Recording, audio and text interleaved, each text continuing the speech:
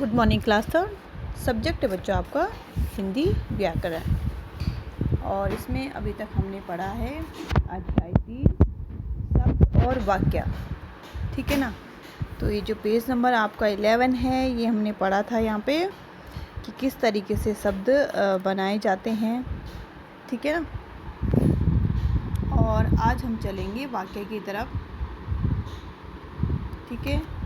Page number 12 है आपका, इसको ओपन कर लीजिए। पेज नंबर 12, तो ध्यान से समझिए इसको। व्याकरण को समझना बहुत ज़रूरी होता है।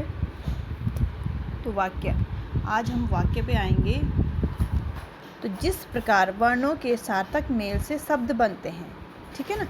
जैसे वर्णों के सार्थक मेल से, सही मेल से हमने क्या बनाए, शब्द बनाए, उसी प्रकार शब्दों के सार्थक मेल से वाक्य बनते हैं। ठीक है ना।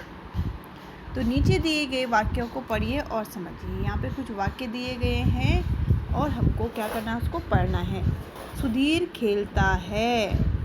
ठीक है। क्या लिखा है? सुधीर खेलता है।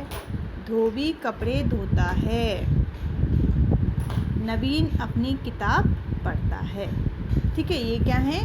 वाक्य आपको दिख रहे हैं।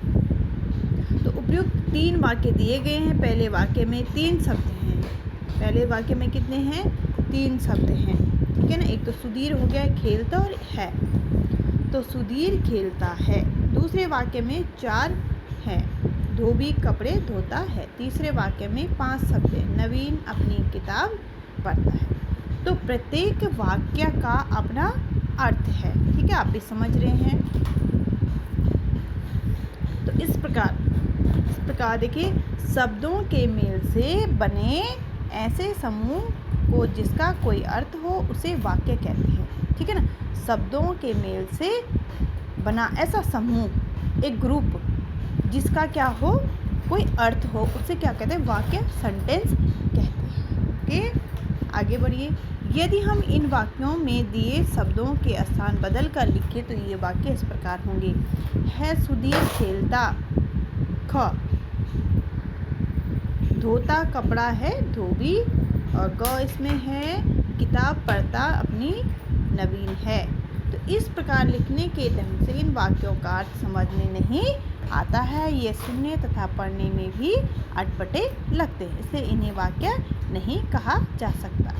वाक्य में शब्दों का सही क्रम में होना जरूरी है। ठीक है ना।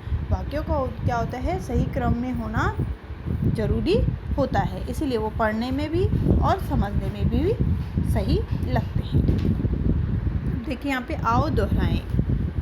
वर्णों के मेल से बना ऐसा समूह जिसका कोई अर्थ हो उसे शब्द कहते हैं। क्या कहते हैं?